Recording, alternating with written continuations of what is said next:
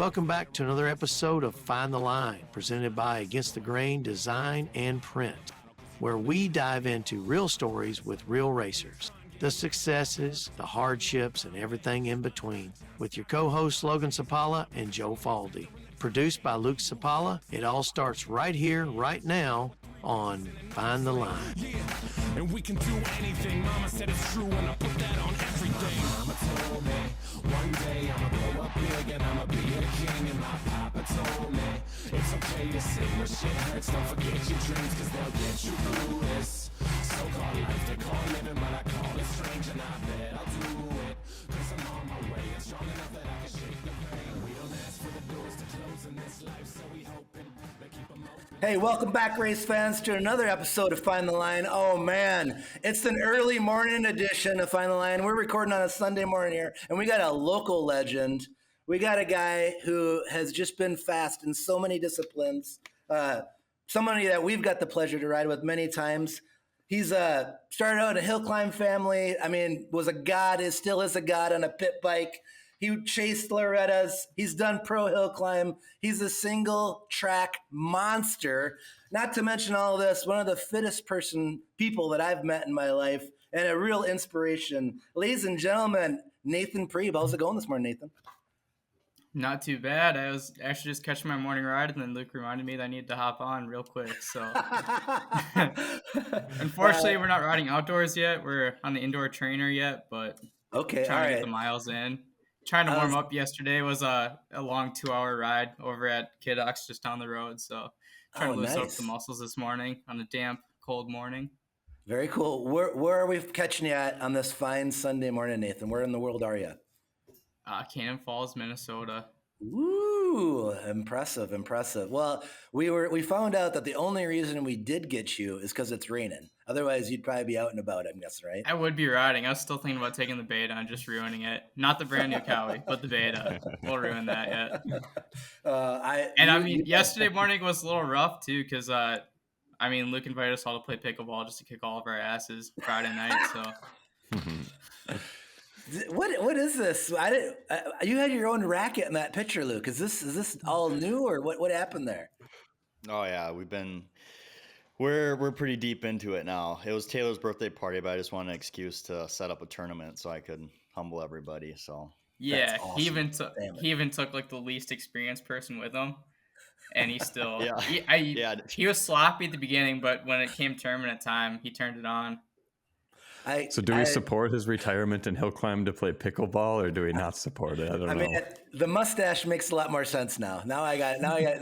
That's an intimidation factor is what that is. Yeah, I had an off-road family ask me if any of my friends are racing this year. I'm like, I don't know. I got one dude really into pickleball right now, so I doubt he's riding. And then the other two, I have no idea, so... I gotta tell you, I haven't scratched the itch, Luke, but it looks so damn fun. I want to do it. I haven't found the right spot for it yet. The cool thing is like you can have a beginner and they can play right away. Like literally the person that we won with, she's never played a game before in her life, and we won in a doubles tournament. And we played against some pretty athletic people, so that's awesome. Pretty good. I used to see how hard we went playing ping pong in the basement, and this is like life-size ping pong, so it might get really scary for you. Honestly, I was thinking about that. I think that's why I got good, because all those years playing ping pong with the big thing with tennis and pickleball, ping pong is getting that downspin on it, like the flick of the wrist when you're hitting it, and I think that's all from ping pong. That's awesome. I miss the ping pong days, dude. How I did not sustain a broken collarbone playing ping pong in your house, I don't know. Mm-hmm. And how there's no holes through the wall. Like you could have been the Kool-Aid man and ended up going for a ball and been in the bathroom pretty easily. I just think like if Diesel would have been around in that era, all of us would have been injured because Diesel would have ate us while we were playing ping pong. Yep. So, well, man, just so many stories. Obviously, we're already super sidetracked here. But Nathan, your story starts out at a very young age. How old of a guy were you when you first threw a leg over a bike?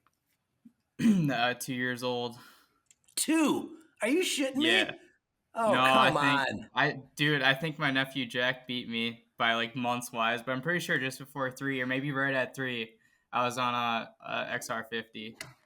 I guess P-Dub maybe at the time, a pink P-Dub. This is before Stasic years too. So, yeah, those are actual dirt bikes. This isn't no little bicycle with a cordless drill motor in it, right? Nope. And like, look, obviously, like with Jacob being like 8 years old or whatever the gap is, like obviously he's like 8 or 10 on bicycles and scooters. So I'm just trying to keep up all the time, you know. So I think I gained really good balance just on Razor scooters and just hopping on bikes and stuff and watching him do his stuff. Well, and we're touching on it here, but starting at an early age isn't by accident. You're born into a racing family, and locally here in Minnesota, Wisconsin, and our discipline that we love, Hillclimb, the Prebe family name has some serious cachet to it. Is there anybody in your family that has not raced dirt bikes? Do you have like one black sheep in your family that hasn't raced a dirt bike? No, we've all been there, done that. And, I was gonna say, running out the done a lot of it. I mean, even like when someone marries into the family, all of a sudden they're on a dirt bike. It's like, is there like some sort of coat of arms or something that you guys have? Like when you get involved with somebody, it's like they have to be able to run a clutch and a twin throttle. Starting to seem like that, but I don't know if I'm about that plan. That sounds expensive. I feel like expensive enough for myself. I feel like back in the day, the Prebe family could have given the Jelinek family a run for their money with the lineup of bikes coming out of the trailer. Oh, absolutely. Yeah, absolutely. I mean, growing up in that, was it more fun or more pressure? Like when you're a little kid, just being in a family like that? Yeah, no pressure at all, honestly. It's just want to hang out with my brothers every weekend and see them do what they're doing and then just try to follow up. And then it's something about, you guys are always known as never having a stock motorcycle. Has any Prebe ever just went and bought a motorcycle, put gas in it and rode it? Or do you just buy them disassembled and then you build them the way that you want them? Or how does that work? No, Jacob likes to just not do the least amount of work as possible. We're not even greasing bearings. I asked him this last KX, like, hey, you have to take the whole foot peg mount off to grease the bearing on the linkage? He's like, no. That's 60 hours on the bike. It's dry. Luke, 7 minutes in, Nathan already shooting one at his brother over the bow. So it didn't take long. It didn't take long. So growing up, you guys, when you were little, and Logan and Luke know a lot more. They've been a lot closer than you. I've been from afar, but was it pretty much just Hillclimb for your family when you were young, or was there other disciplines at that time? Yeah, no, just Hillclimb, and especially for me, I didn't really get to race against other people. Like in 65s, I got to do like 1 or 2 motocrosses, one on an 85, but nothing else. I mean, Aaron started motoing a lot, and like probably when I was 6 or 7, he was just practice track all the time during the week and stuff. But they didn't take motocross serious until like 2010-ish. But I never was really able to until later on. Okay.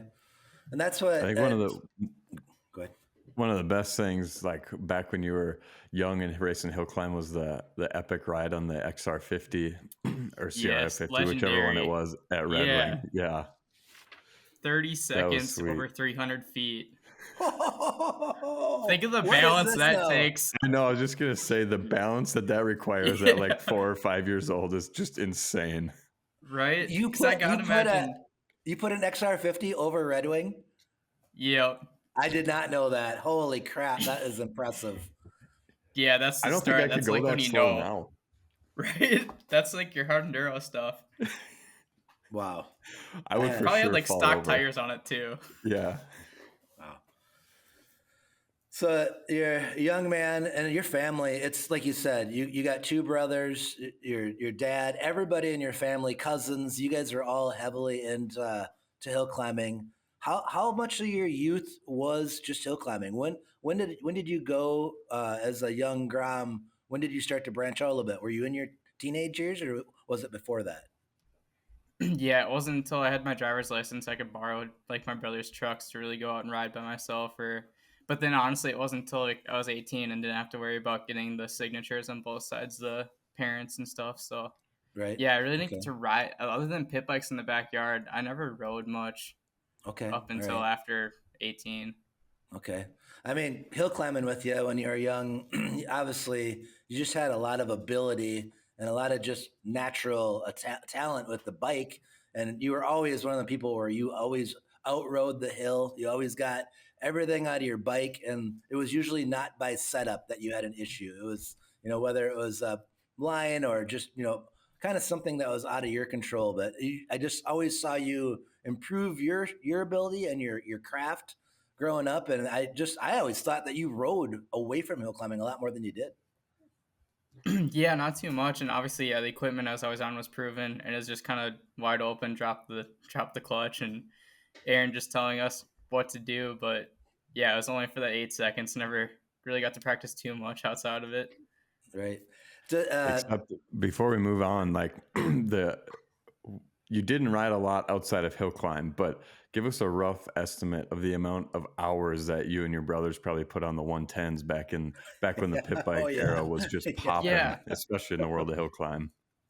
So like when I only had an XR50, my brothers had super cool tracks from riding all the time. But when Aaron had his first son, Daryl, he sold his 110 to my dad so I could ride a 110. And I think it probably had around 100 hours when I got it, but now I think that thing's got like 250 hours on it. Mostly that in like a one acre backyard with a big hillside. I mean, that was a pretty fun 110 hill climb back there, but Oh, that's awesome. Yeah, it was a cool. I think I only rode once, maybe twice, or maybe it wasn't even once, but I know I had checked it out a few times when we were over there, and it looked like a good time.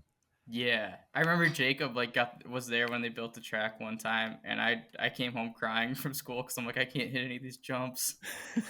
But I eventually figured it out. But opening doubles just scared you when you're 9 years old. Oh, yeah, they still scare me, Nathan. Yeah. Pit bike nationals is about the top of my ability for track level. Yeah, that one double in the back was like the size of all the doubles, and I'm like, how am I gonna do this? And I went over the bars a couple times too. Yeah. What kind of brothers did you have like growing up? Or did they give you advice, or did they just tell you were a pussy and to pick it up? What was going on with them? Aaron took the much more father role. He was more advice, yeah. And then I mean, there's sometimes he tried to push me for sure. And then Jacob was just I don't know. Jacob was that weird age away from me where I just annoyed him, I guess. So it just wanted nothing to do with me. It felt like when he's in high school and I'm in elementary school and I'm bothering him and his friends. Yeah. He's like, get out of the way or I'm going to land on you. Yeah, exactly. He's like telling you to hit the double so you endo and just go inside. Leave him alone. Both of your brothers are some of my favorite people. So I mean, I know what great company you grew up in, but everyone on this podcast has got a brother, and that's your number one goal as a brother is to annoy the hell out of them. That's what we all do to each other, right? Right. Yeah, I mean, obviously Jacob was always like the wildest one and would hit stuff first and everything like that. And so it was always a big goal to just try to beat him and be at his pace.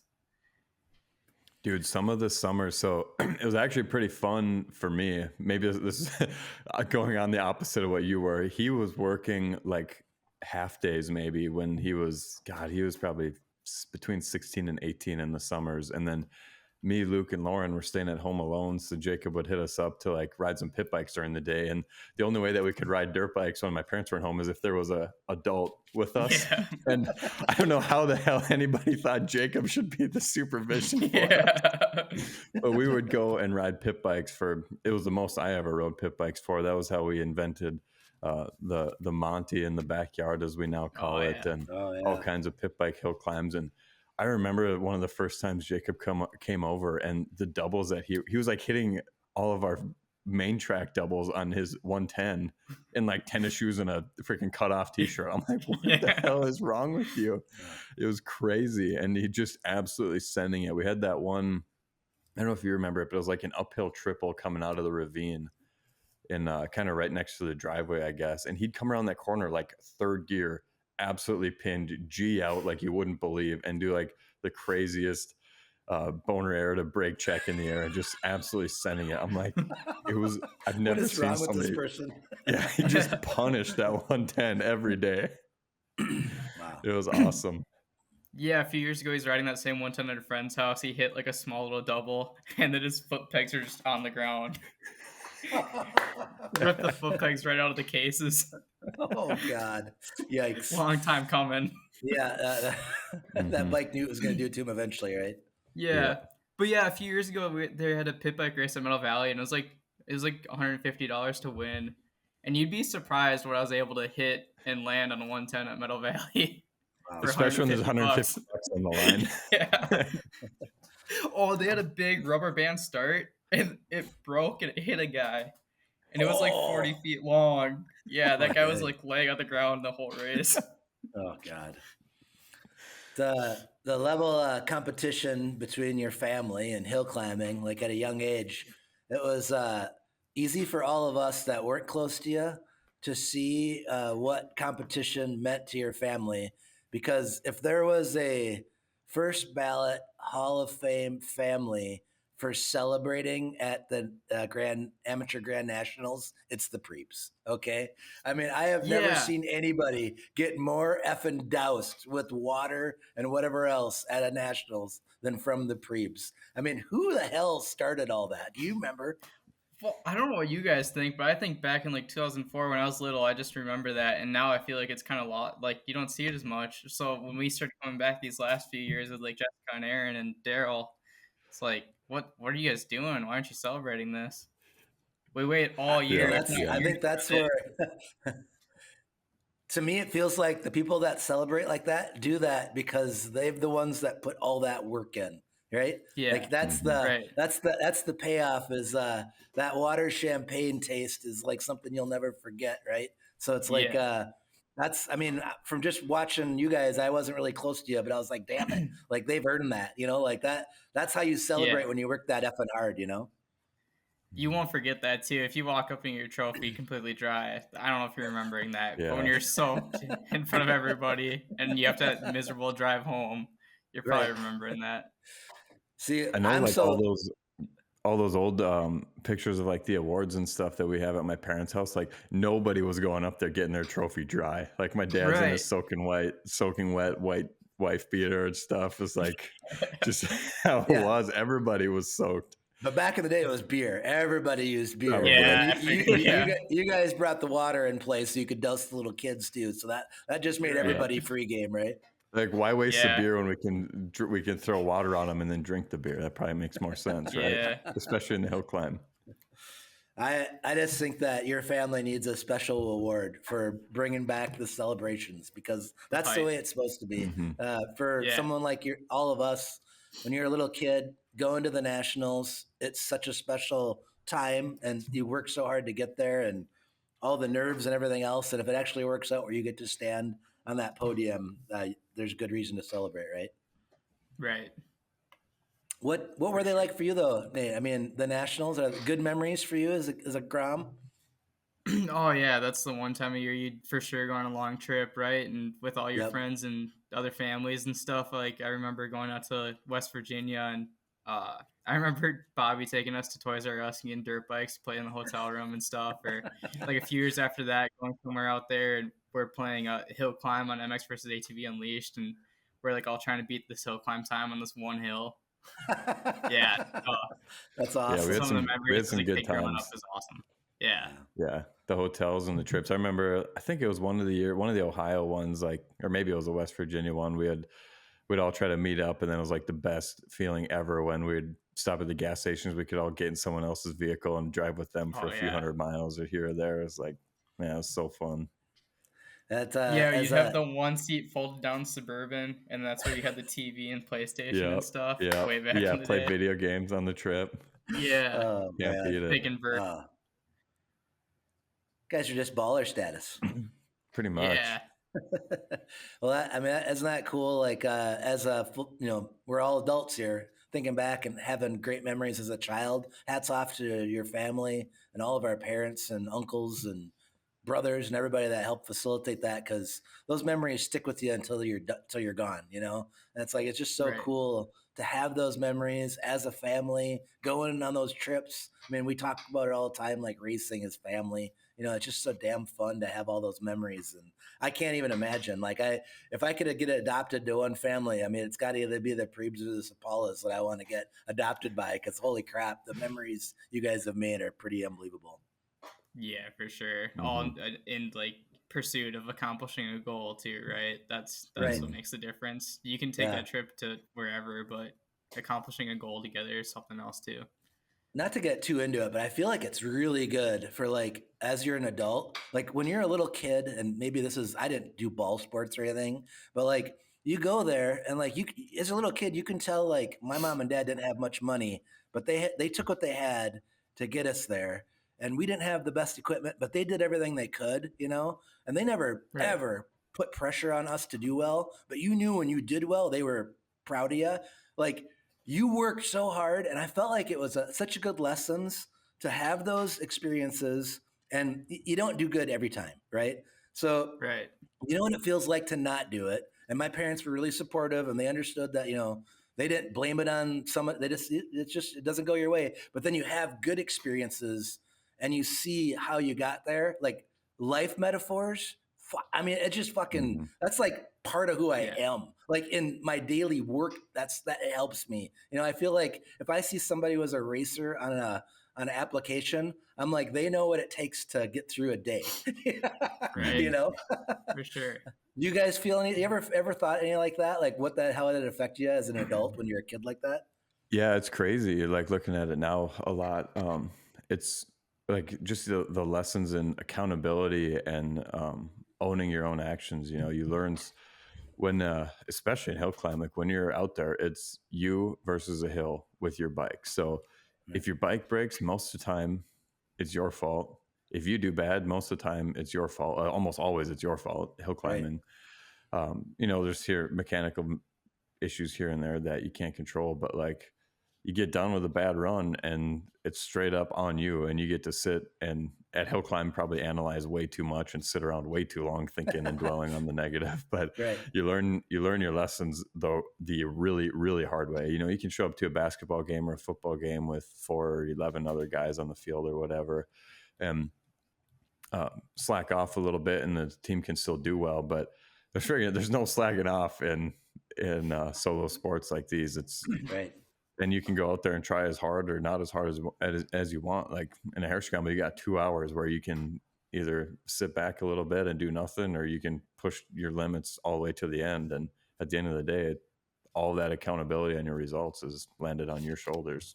Yeah. And for me, I love that stuff. You know, I mean, I mean, everybody, there's not a person, you know, I'm sure, you know, Ricky Carmichael wishes he was taller. You know, everybody's got something that they want, but it's like, it's that never being happy, that always like you want to do this, you want to do that. Like, I love that part of racing, how you understand that you're never always going to be the best, right? But you're always going to try to be the best. I love that aspect of what we do.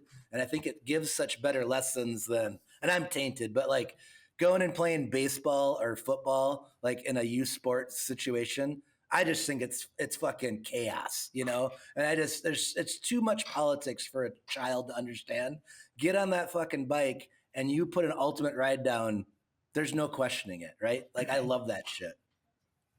Yeah, that's the tough part about Hillclimb too, is the accountability of your work on your bike, and especially you guys open class with your homemade machines nonetheless.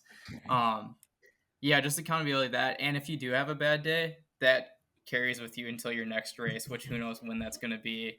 Right. But that 8 to 20 seconds that it takes dictates how you feel until the next race. And if that's a month away, that's a long time. Right. Nathan, what's worse, or what has more, like, is it hurt more to lose, or does it feel better to win? You know what I'm saying? Like, which one puts the needle more? Is it harder? Does the needle go farther if you lose, or does the needle go farther if you win? Which way does it tip for you? Well, for talking about what I'm doing more now on the off-road stuff, if I have crashed a lot, but I have a great effort, I'll take that all day. As long as I know I did my best and I put down like a good pace that I think is hard to hit, I'm fine with that. I can sleep at night. If I win and I don't feel like I put all of it into it, I don't really care. Like, I just want to know I've tried my hardest. I can sleep at night and I feel sore the next morning. I think you kind of answered my question, but like watching people like yourself and Logan and Luke being champions and what you do, I'm convinced that you guys, you don't love winning, right? You just hate losing, right? Like you will do anything not to lose, but you know, if you win, great. You just don't want to lose. You know, I don't know if I don't have the best vocabulary, but that's how it's always felt like. You know, it's like not like when I see one of you guys win that you're like me when I win, because I can't win. If I win, I'm terrible. I can't even get in the truck. My head's so big, right? But you guys are never like that. You can't stand losing, you know? Yeah. This is a great segue to put Luke in the armbar and come out about our 2013 trip to the Monson, Massachusetts Nationals, where he lost the 125 championship and then came back out in the 200 class a little later. Yeah, that was the best. That's the ride I think of Luke every time, is that 200 class ride. we need to let him explain some of that, because that's a perfect example.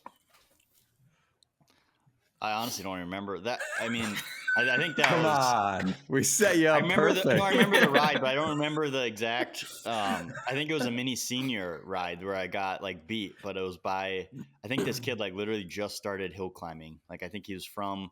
It wasn't Joel Naples, but I think it was one of his friends. I cannot remember his name now. But anyways, I remember that. Like I was so mad, you know, before I lost. I think I rode 3 classes, and the first 2 classes obviously didn't go good. But I do remember lining up on like that 250. It's like the old Honda. I don't even know, Honda 250. Yep. And yeah, I was mad. I mean, I don't think that thing came off the rev limiter the whole ride, probably. That throttle cable was a 1/4 inch longer when you got to the top. That's all 100%. I know. It was. I wish we could find the video of that run, because it was from the second that clutch was out until the lights. It was full rev limiter. We're like, holy crap, Luke's mad. Right. Yeah. And then you won by like a second. Yeah. That was a good one. I feel like that's what it takes sometimes. You just gotta be that upset where you don't really care anymore about crashing or whatever, you know. Oh yeah. Well, especially like that, I bet. Oh man, yeah. Mm-hmm. Yeah. But this is the fuel. The hill climb, that was the little embers down below in the NP94 tank that kind of started this fire as a young. And then all of a sudden you start to get a teenager, and you know, what was kind of like a pivotal bike for you? Like where you were coming, was it like $1.25? Was it a 250F, or what did it feel like when you were coming to be a man? What was like when you got on this bike? You're like, all right, now I got my bike under me. What was it? Well, yeah. So I guess like I like never thought I'd be that good at motocross or anything like that. But I did have one race on 80 where I got 4th in the first moto at Kellogg, and like, dude, D23 80 kids are no joke. Yes. But then I got protested because I had a big wheel. We didn't realize it. It was one of the big wheel Hillclimb bikes. But it was a completely stock 1997 CR80 against all these kids on like KTMs nowadays and stuff. And I got protested. I had to run the super mini class, and then I was like, I didn't know what was going on, and I was just upset about it. And just second moto didn't go well. But yeah, then I had a YZ 125 for a little bit, but not much, nothing crazy. And then I was able to get a pretty cheap YZ 250F. My dad got for me. And that's when I got to start riding a lot and when I turned 16, driving more and getting to ride with Cipalas and stuff. And that was kind of the bike that I got to do some motocrosses by myself and get some time on a bike. I mean, a 250F, you can do anything on it. And right. That's where, I mean, I think it's just they're unbelievable bikes for adolescent kids. And, you know, in my lifespan, we didn't have that option. It was, you went to a 125 and then a 250 2-stroke, and you were just scared your entire life. That's basically for me, you know? Right. But a 250F, what a unbelievable bike. I remember Logan, you pounded 150 hours on your first 250F, like boom, in one summer, didn't you? Yeah, that was a huge one for me. So we bought that. I got that 2007 Honda that Luke won that championship on, and that thing, I begged and begged my dad for it because he hated Hondas, and I was like going back and forth on what we wanted, and they just could not talk me out of it because I wanted that dual exhaust so bad. And all your dad was thinking is when you loop out Larry, I'm buying two of them instead of one of them. That's what your dad was thinking. That bike was the biggest piece of dog shit ever. I mean, you couldn't. There was just no starting it ever. Like, we adjusted the valves and kickstart good one day. I'd ride it for a day, and I wasn't even good, so I wasn't like revving it a lot. Next day, it wouldn't start. I have to get pull started. It was like, it was the worst bike ever. And it just, every time you went somewhere, it was a headache. I remember I went up to the sandbox one night with Exner's, and it was just a whole fiasco. And Dad had to come up after like we got there because I didn't have a liability waiver signed. And then it was cold enough that my bike wouldn't start. We tried pushing it through the parking lot and pull starting it all night. And I went up there and never even got to ride. And then eventually, must have been a couple of years after that. And that's when your dad's like, this sounds like Luke's bike. This is like a bike. Yeah. Right, Luke? Yeah. But then a couple of years later, Mitch and Jake had gotten Cowies, and they were pretty sweet bikes. And then in 2011, they came out with the fuel injections. So we sold my Honda, and Dad bought me that 2011 Cowie. And that was like a turning point for me because it was just an awesome bike. It was handled great. The fuel injection was sick. It actually kick-started when I wanted to kick-start it. Which is crazy, I know. And then we just got into doing all kinds of motos. It was kind of about the time when Bill got us into training and doing some Harescramble riding for like Lloyd's races back when they had them still. So we had like that Wednesday ride group for a few weeks. I think actually that was like really close to when we met you, Joel. I guess we probably met the year before that. Yeah. But yeah, that thing was a turning point in my career for sure. Just how awesome that bike was. And it just made riding so fun. And then, the better you get, the more you enjoy it. And the more you ride, the better you get again. And it's just like an awesome circle. And Nate, like when we talk, sometimes I'm just nodding because I don't fucking know. All right. But like, you're so technical when it comes to motorcycles. I've read text messages on some group messages we're in where you're breaking down like alloys of materials. I mean, you're very, very technical. Did it kind of start with this bike? Is that when you kind of started to really get into like what makes what work, or when did that kind of all start about? Yeah, like when you're not riding much, but all you think about is riding, I guess you just start trying to study as much as you can. Right. Okay. And so that's where that kind of, I just got really into Supercross and how they engineer the bikes. And like now I just like sit and stare at a bike when I buy it and just look at how they, like this new Cowie I got, how the intake goes up over the shock and shoots down in, and the ports are straight in and out. Like I'll just stare at that for a while. That's so cool. I mean, when we were preparing for your episode tonight, like I was just, is to be like a test rider, is that like a dream job for you? I think so. I think at this point that'd be like ultimate, but I have to actually know what I'm doing, and I don't. I feel like I can tell you if it's bottoming out, but that's about it. I don't know. You very technical, and when we're going riding, I just feel like you guys feel like you're old, but you're really young, and it's like all the experience that you've had up to this point. It's pretty fun. Like I never had a mechanical ability to really know, and didn't have anybody to help me guide. I just think it's so awesome as such a talented rider as yourself, but also knowing the fundamentals and how all the parts work on the bike. Because a lot of times is you can have the money, but if you don't know what you need to improve, it doesn't do you no good, right? So it's like, how much of your riding does that affect you now? Like just getting your bike to where you're happy on it. Does it consume you? Now it does, because now that I actually have to like worry about showing up to work and stuff, it's like, well, I actually need to like ride a little safer probably, but to keep increasing pace and then still competing where I'm at. Like when I first got to this pace, like, dude, it's loose. It still does get loose. That's what's the most fun, honestly, is when you're like, oh, I hope I don't hit that tree, but I'm going at it wide open. Right. And the back end kicks out, but you just kind of tuck a little bit and you miss it. I mean, that's the good times, but obviously you see like older guys do it like controlled. Like a few years ago, I had Stavish and Craig Hosselak. I was running fourth in AA at the end of a 2-hour Harescramble, and they passed me like it's nothing with like 10 minutes to go. And I'm like, well, obviously they know something I don't.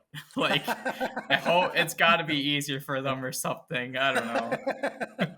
Like, I'm like really... 21. I should be in my prime, and 250-year-olds just show me who's boss, you know?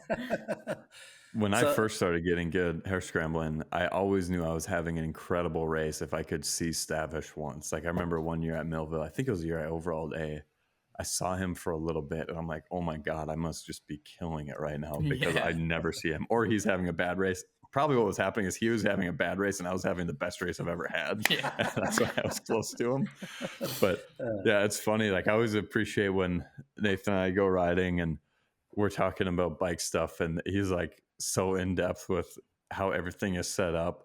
And then I'm just like, I wish I was better, but I think being so tall, it just kills me. And I'm like, Nathan and I, like, guaranteed our bikes we would hate them because we got like almost a foot, probably over a foot of difference between us. So he's like analyzing everything and I'm like, I don't know, my wood stuff is a little bit softer than what my moto stuff is and I really like it. That's like as deep as I can go with suspension. And then Nathan's like, I think if I get like 2 clicks in the forks here and we up the spring rate 1 and change the shock a little bit, it would settle a little nicer. And I'm like, I have no idea. Nathan's like, I feel like if they would up the carbon and the shims on my dampener, I'd get a little bit more push out of the corner. You know, I'm like, you bet, dude. And not a shot at Nathan, but when you've got 2 or 3 inches between your ass and the seat when you're standing compared to a foot like me, it's a little more important to have your shit set up right. Come on, I just lean back or lean forward. I know. I was thinking about the other day. I'm like, dude, if my bars are moving like 2 or 3 inches, like on video, like Joel took videos of us the other night. Like if my bar's moving 2 or 3 inches, I'm like this, and you're probably just like barely moving. Exactly. Like, and then like if you're about to bottom out, you can move all your weight back or forward and like choose. And like I'm just probably center no matter what. Yeah. So I always say like I wish I was better at analyzing it, but I'm like I don't know if I can be just based on the height and the ability to move. So I kind of hit the fast forward button there on our little bit of a thing, but that's kind of what I was getting at is go back to when you got that 250F, right? Like before you had that bike, you had a pretty good input. How many hours did you put on a 250F at that time, you think?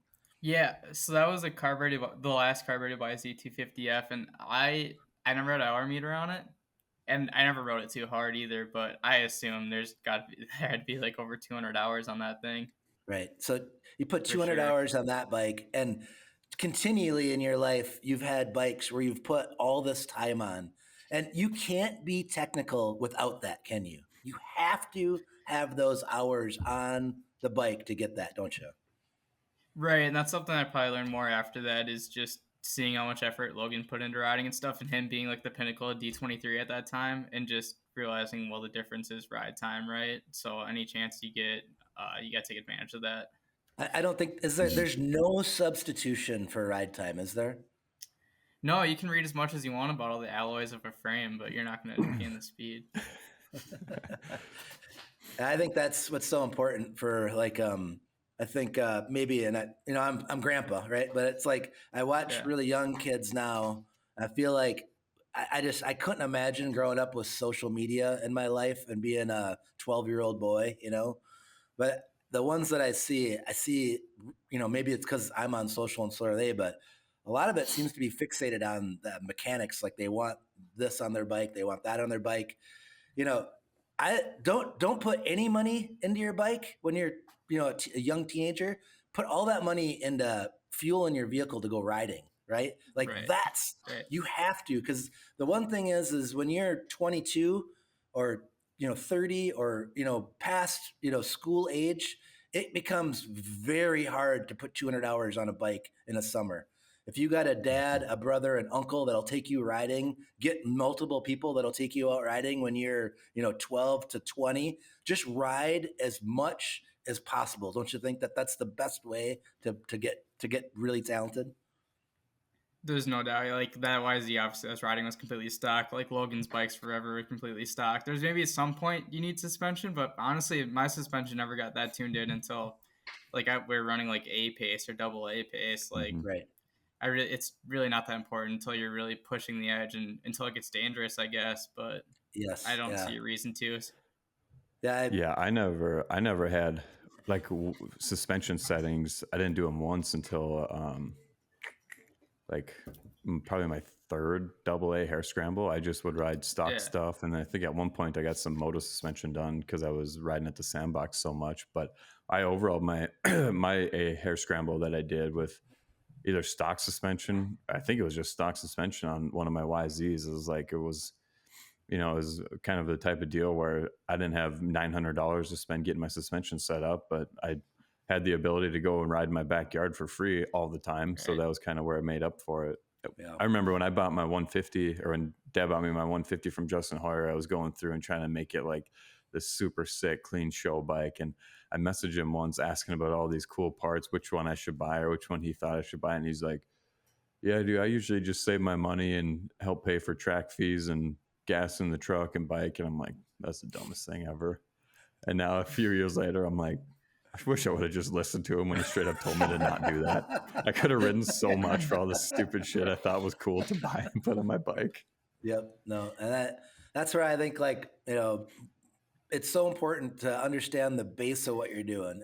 And now again, there is people, and there's nothing wrong with this. Like I'm probably getting to be one of them, where it's almost as much of just being part of it and being there and enjoying the atmosphere than it is pushing yourself to be the best that you can be. I think that maybe I'm the classic vet rider when it comes to that, where I like having nice stuff and like going to the races. But if you're a young person and you really want to be good, if you want to have actual talent, if you want to go and just fucking outride somebody, this is how you do it, is you put the time in riding. That's how you do it. Mm-hmm. You're not gonna, there's always people that'll have a built motor, A kit, everything else. I get it. But if you don't have that talent, it'll never pan out in the end, right?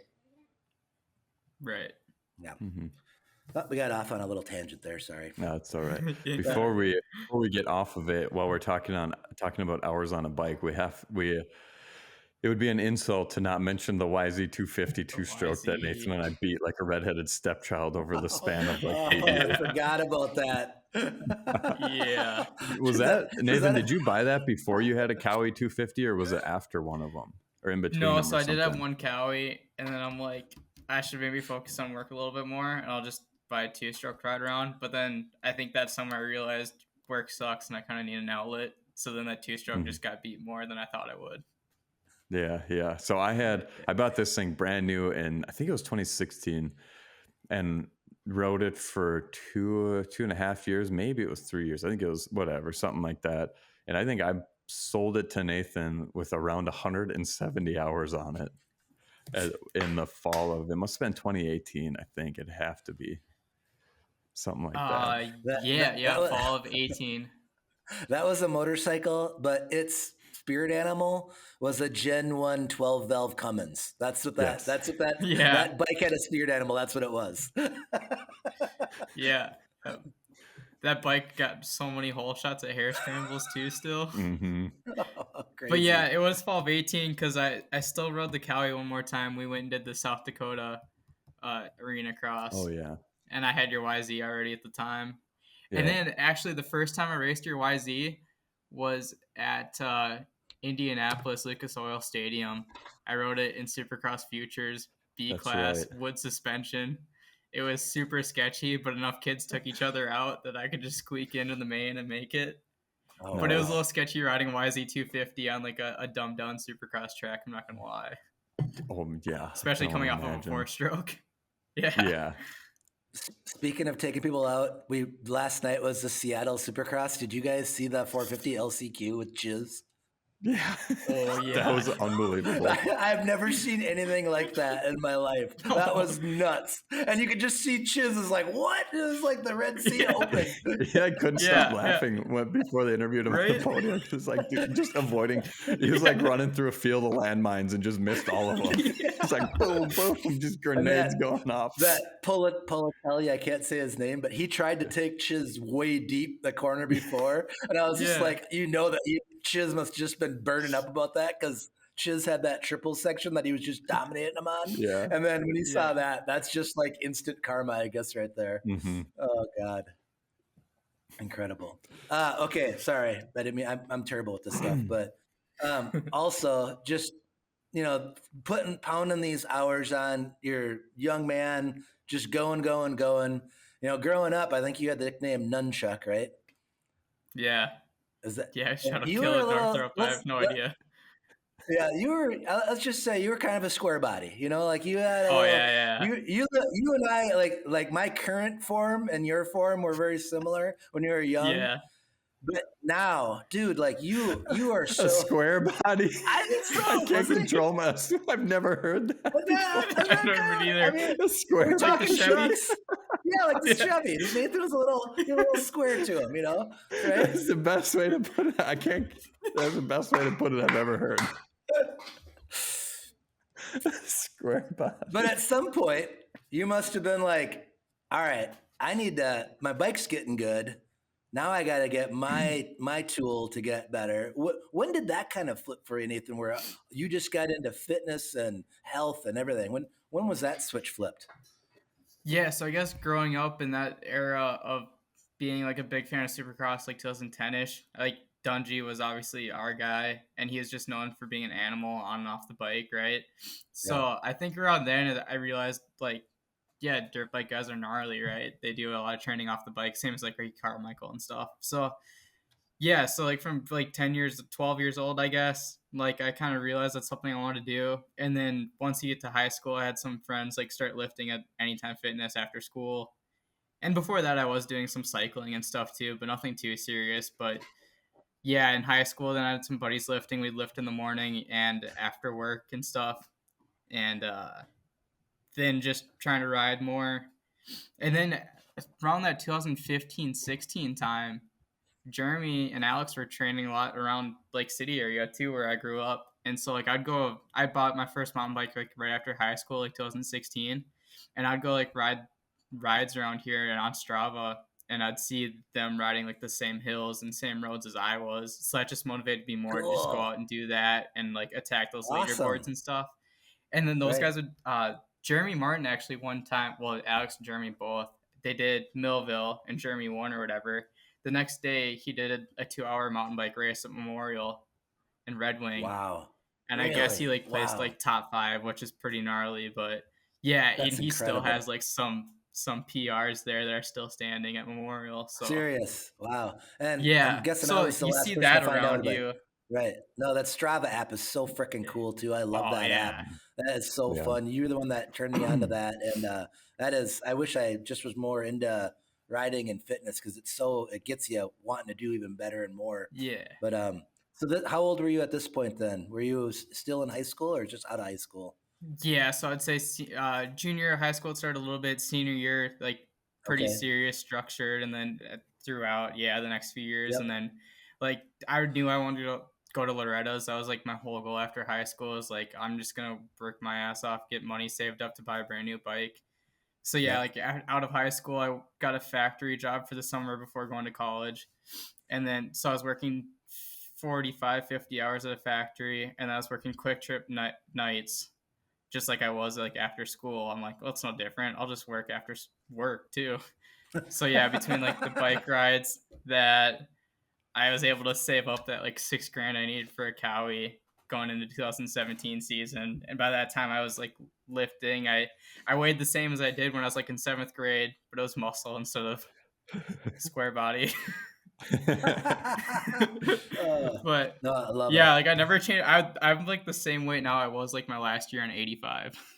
Really? Oh, that's It's crazy. That's so cool. I mean, I keep waiting to get addicted to fitness. So far it's been beer and cheeseburgers have been my soft point or whatever. But I just think it's really inspiring.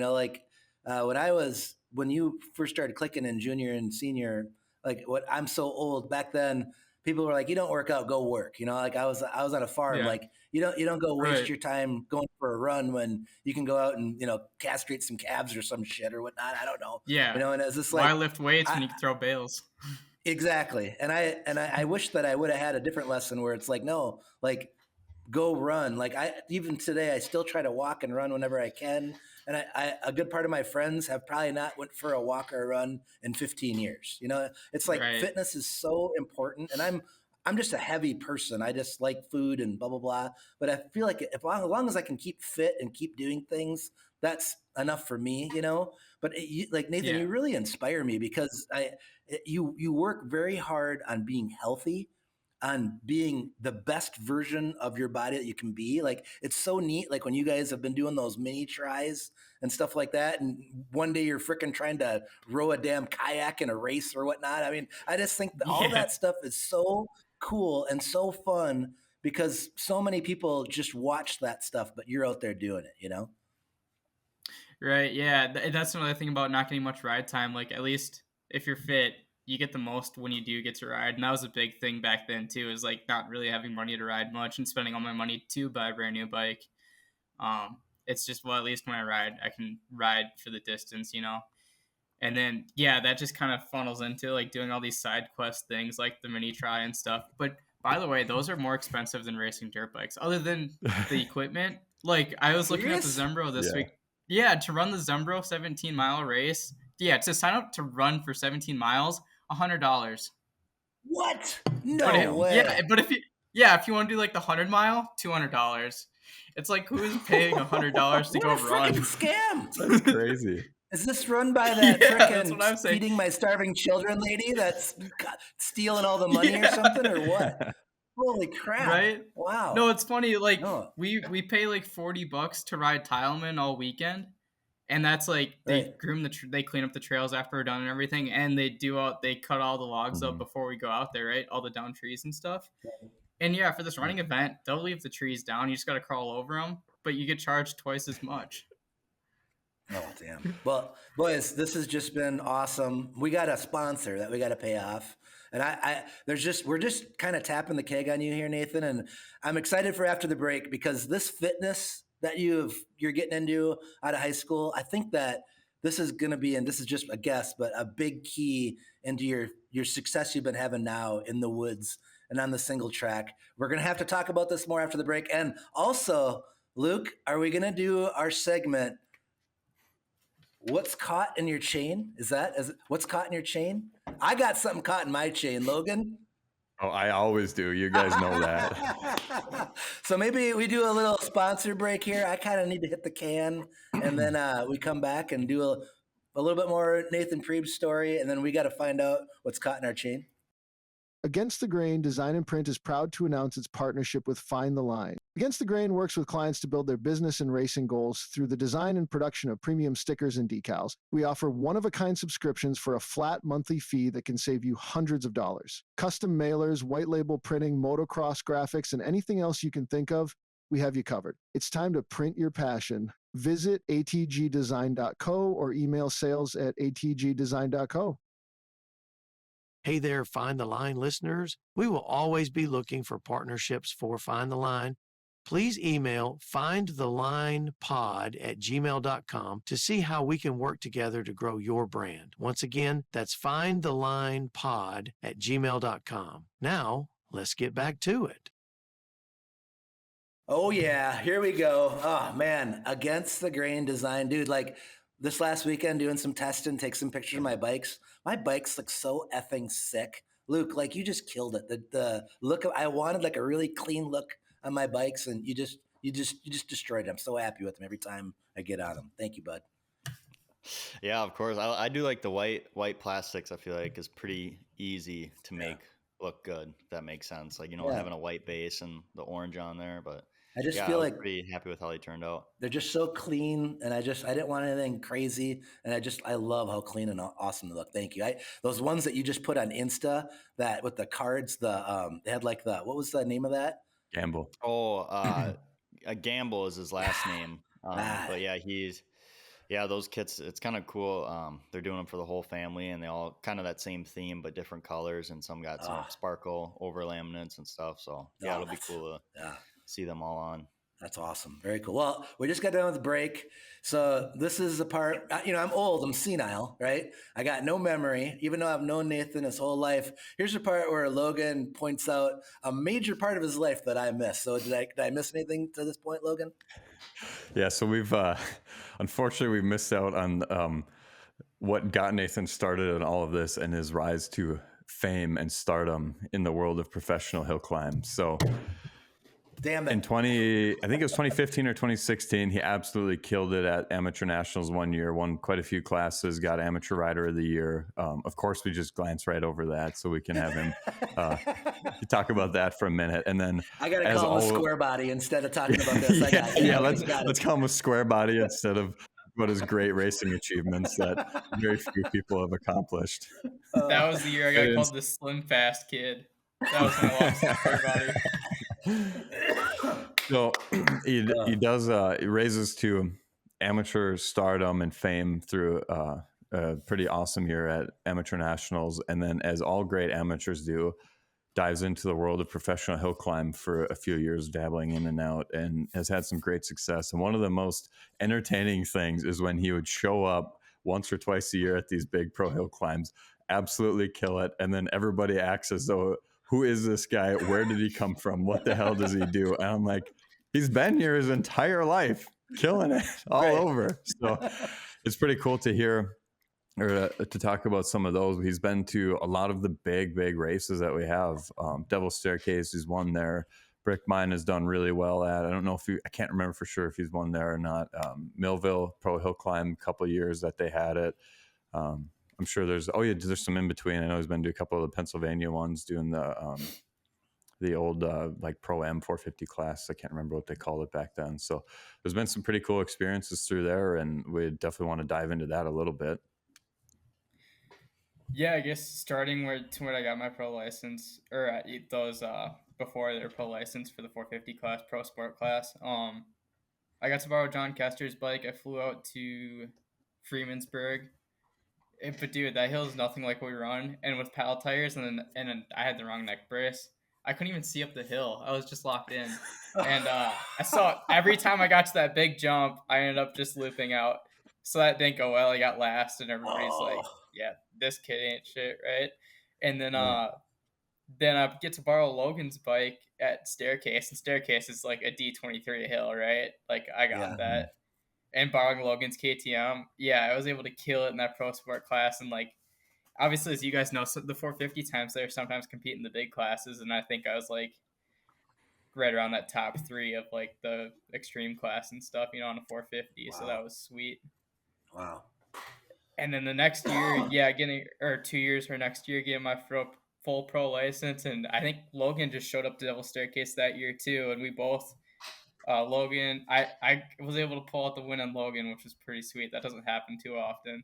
And then I think it was Logan and Jay on the rest of the podium there. Mm-hmm. And then I'm on the 07 450. Obviously, that thing's like 15 years old, so that's fun. Right. Give the guy a pillow couch to sleep on for free the night before, and then he pays me back by kicking my ass. What friends are for, huh? Right? Couldn't do without Logan. And then them helping between him and Jay and Joel, you as well, trailing out the bikes out there. That was huge help, obviously. I feel like you missed out on a huge opportunity by not having the El Camino on a road trip to Devils. I mean, I know like that's your people, bucket right? List. Like you gotta El Camino your bikes in, and those are your people. Like that, they're gonna get the big cheers right there. Right. No, that has to happen. Maybe I back the El Camino through the pit, and you have the bike loaded backward, and you just ride it out of the back right into the starting gate. Yeah. Who's the guy? They did the film about, the Canadian guy with the El Camino? John Williams. I don't remember if it was him that had it or it was. Earl Bowlby, I think, had El Camino. Yeah, Earl had one, and he drove it from East Coast all the way down to like one of the SoCal races. Yep. Yeah. So I need modern day Earl Bowlby. Yeah, I need to pay tribute to that still. That's on the bucket list for sure. All right. But I did drive Jacob's 454 heavy Chevy out there one year. Had to fill up with gas every 150 miles. Yeah. Dude, that was so annoying. You just feel like you get rolling and you're like, I gotta get gas. Well, good thing you were going east instead of west. You would have to carry like 15 gallons of gas with you if you're going west. For sure. No, I won good money, but I also spent like $600 on fuel. That was worth it. Yeah, no, for sure, man. No doubt.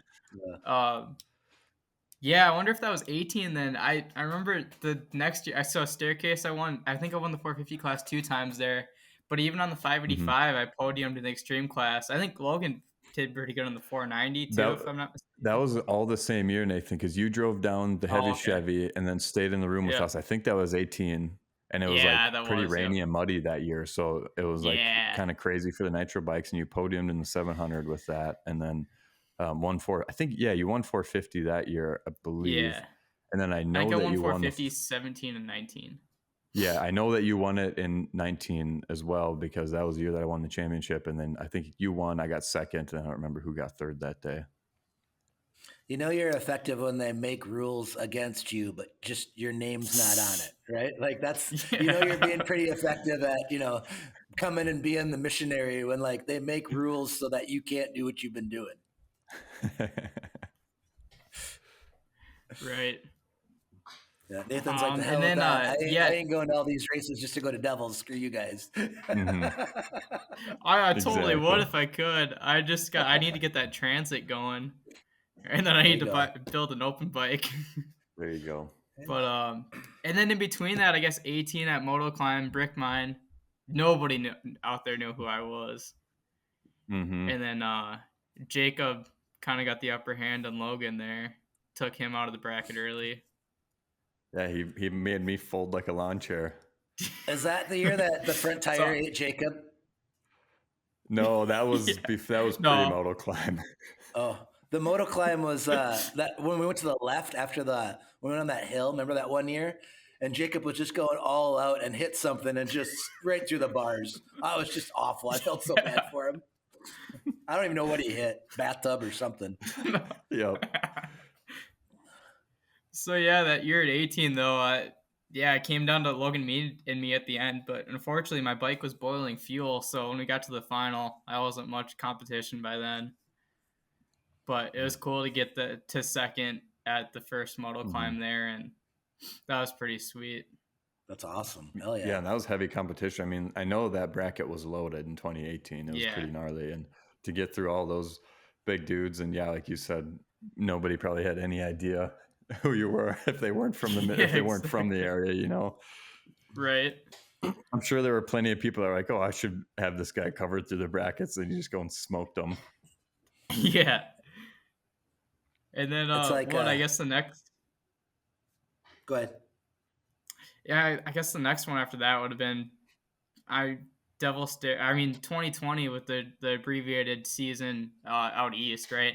I think I was talking to Perigo during that time, but I did break my arm just before that season went down, so I wasn't able to compete over there. Oh, yeah, because you did that like Labor Day, and then that season didn't even start until the middle of September. I kind of forgot about that. I thought you just missed Staircase that year, but yeah, you got screwed for the whole season. Yeah.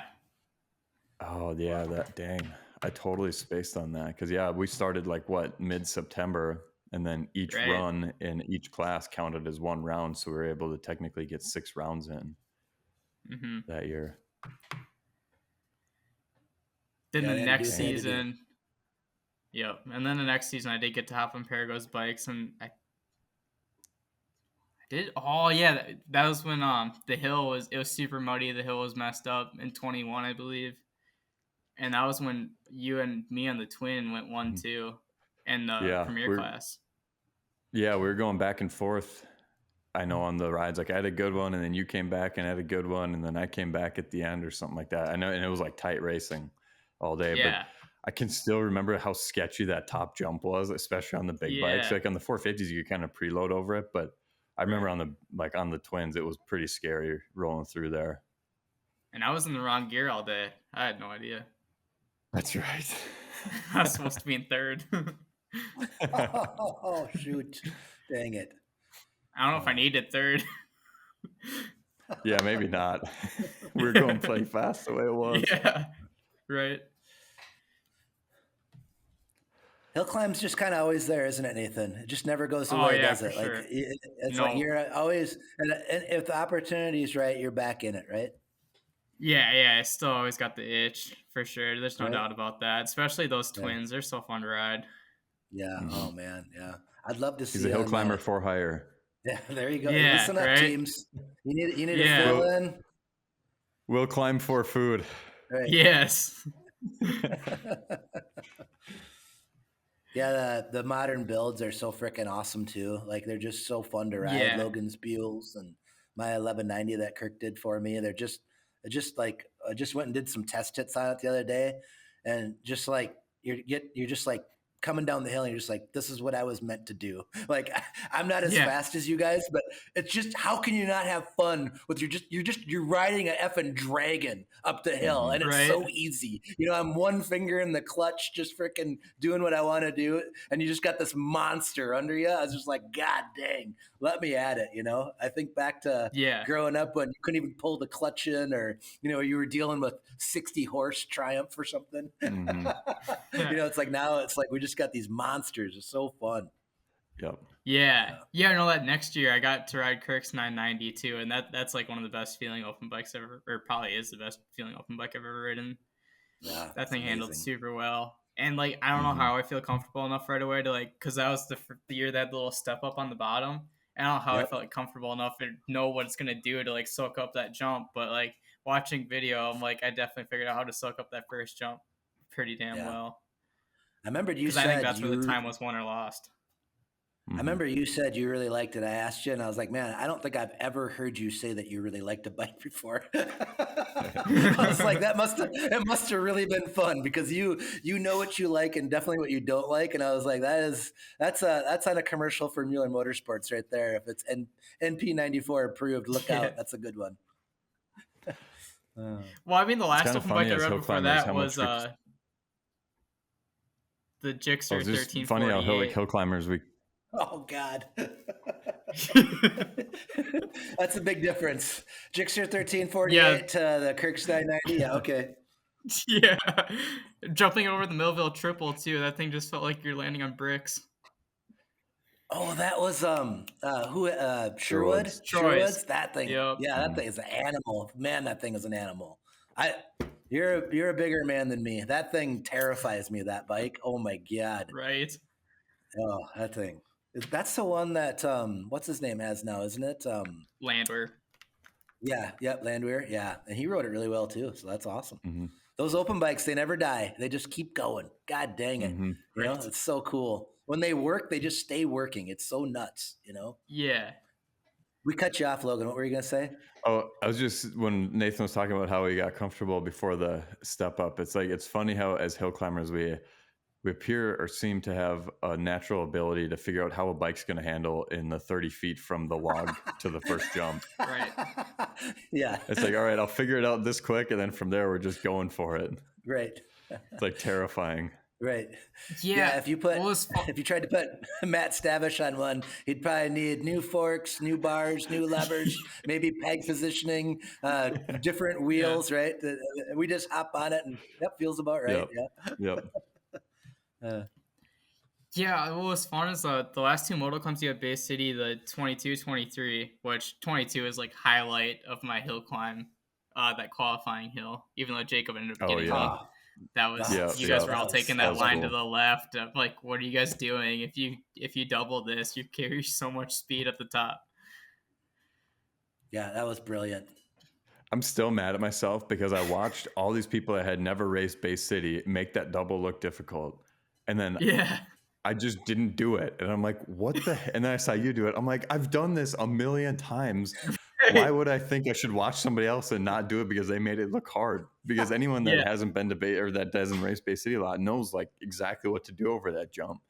And just like, I just totally fell victim to my own mind thinking that I couldn't do it. And then you did it. I'm just like, God, I'm dumb. I'm like, I should have known that's exactly like anybody can, not anybody, most people that have raced there know what to do and how to do it. And I was just totally in my head about it. And you just stuck to plan and did what we've done 100 times up that same hill and killed it.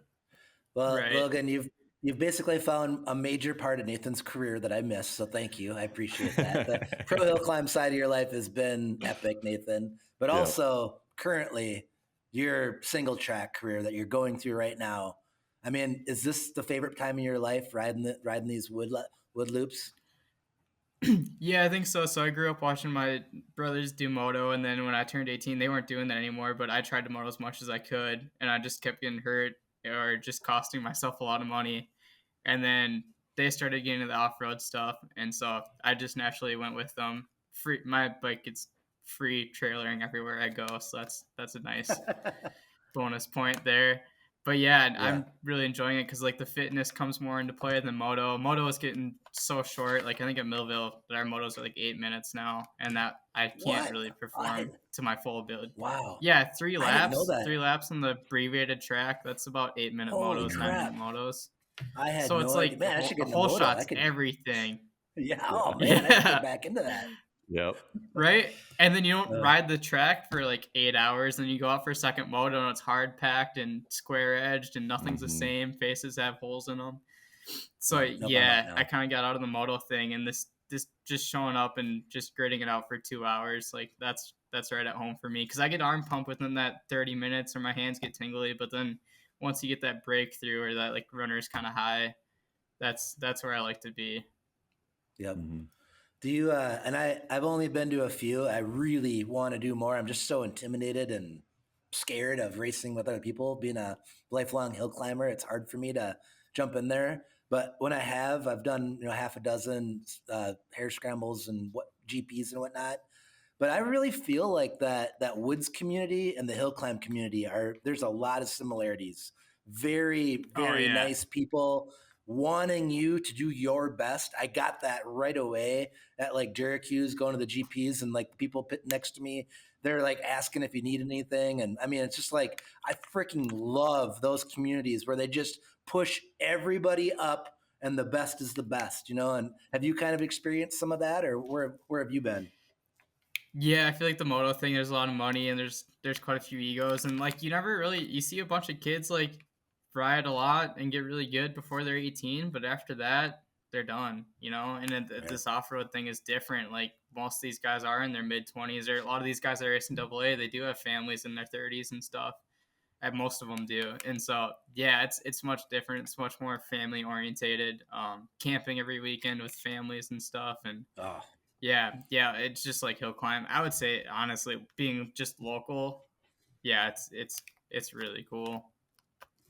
And hats off to the single track community and just all the great people in it. And I've got to meet some at you and your brother's house. You guys just have an epic compound now over in Cannon Falls, and the loop there was so fun. And getting to meet some of the people that you guys race with was just such a fun day out there riding.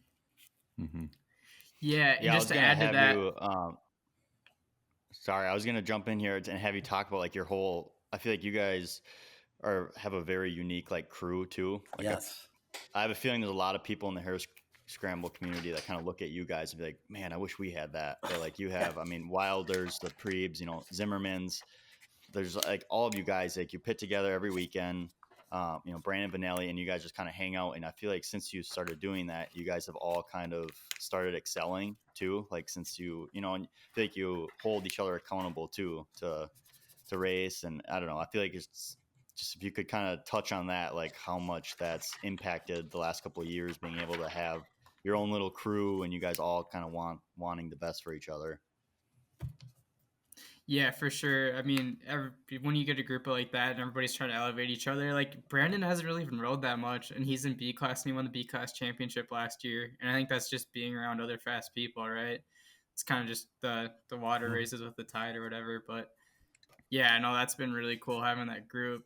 And just to speak on like the relationship between like hill climbing and then everything else we go to, we had some off-road guys like Danny Robin, Jerry Robin's brother, come out to Motoclimb that one year, and he's like, he watched us on the qualifying runs. He's like, dude, if you did that during a whole Harescramble, that'd be gnarly. And I'm like, I try to do that during a whole Harescramble, like that's why I'm on the ground so much.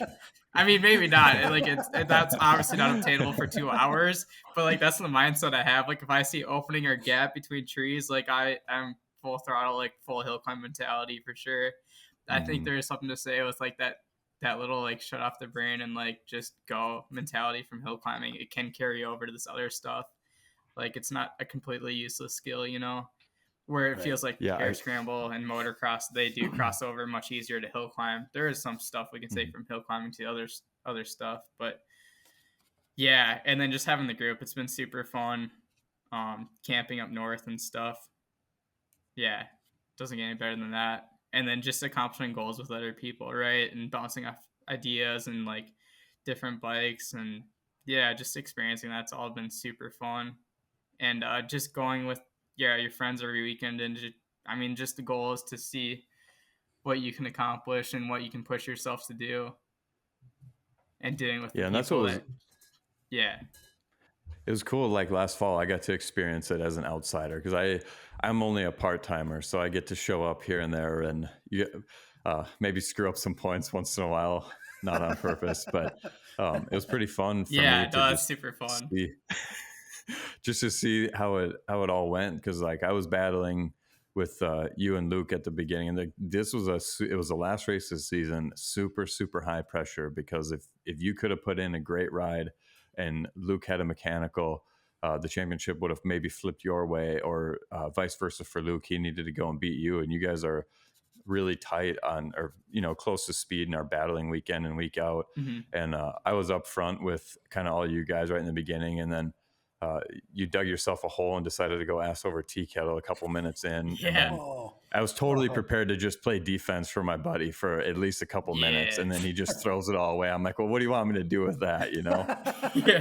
So later on, Luke catches up to me and passes me, and we get done, and he found out that obviously because of Nate's issues that he was going to win the championship that day, and everyone was able to pop a bottle of champagne and have fun and kind of celebrate with each other, and there's no hard feelings. So as an outsider, like, it's cool for me to see that, and I appreciate it a lot, because I don't think I'm a big enough man to be able to do that. If it was that kind of stakes, I'd be probably pouting, sitting by myself, or I would hope to think I could at least tell him good job. But I know that when you take it that serious, it's really hard to suck up to those losses like that. But it was pretty cool that everyone got together, and it was a huge win for everybody. I think Jacob won A, Brandon won B, and then Luke won double A. And it's super unique, and it was a really fun experience for me to be able to see.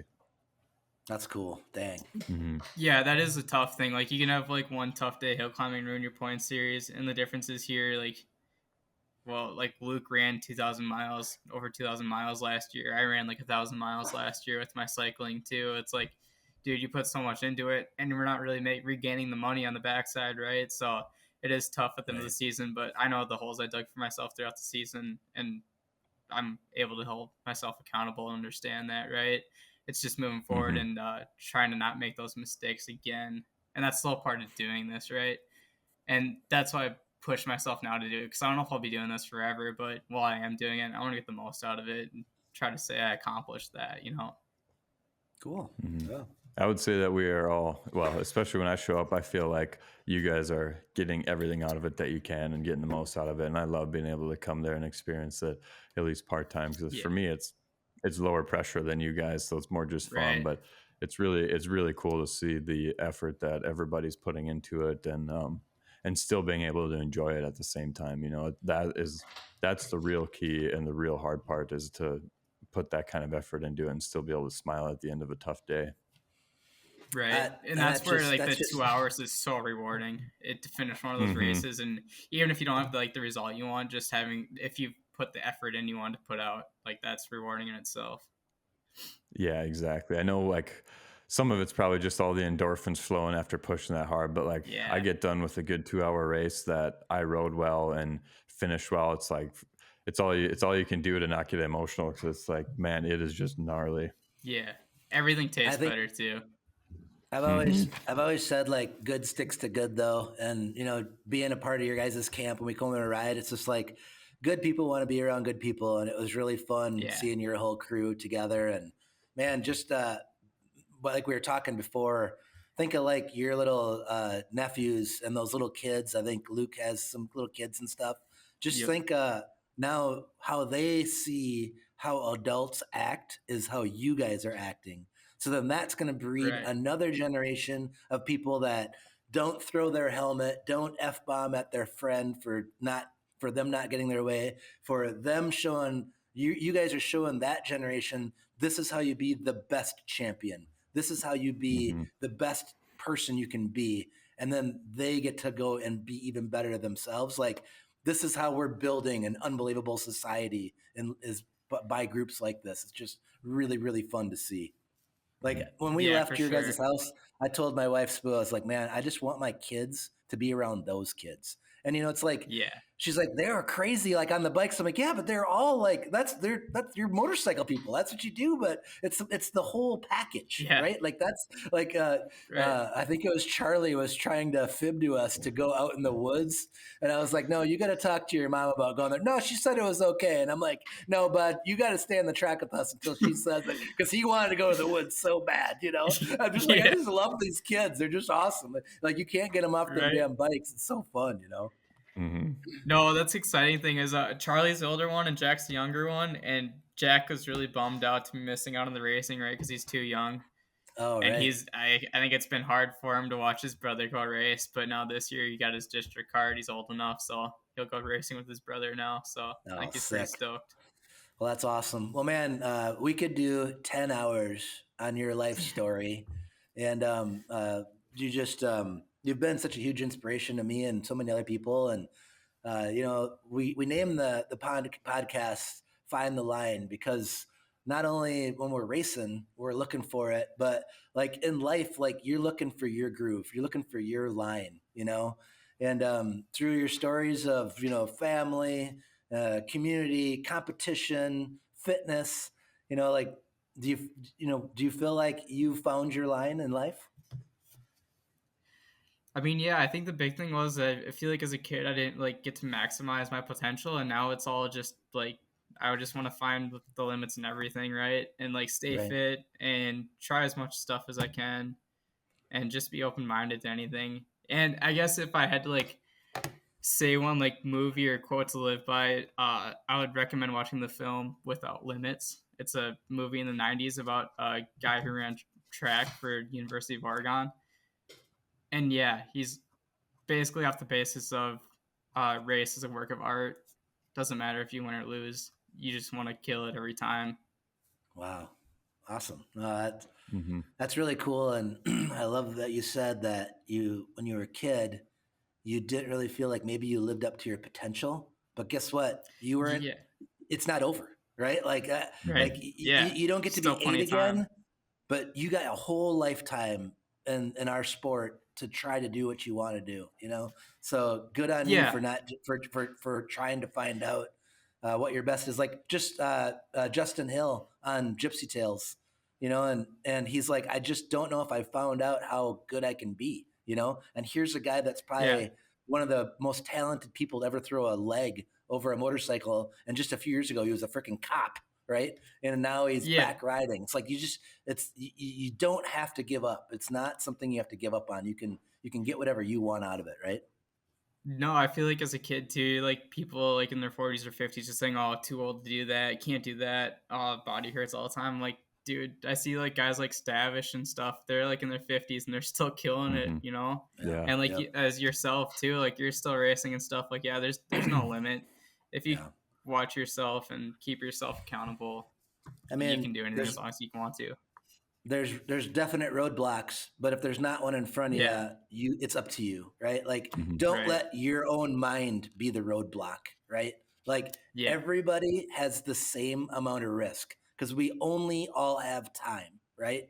Guess what? If you get really injured, your personal life is messed up. Same here. We all have that same risk.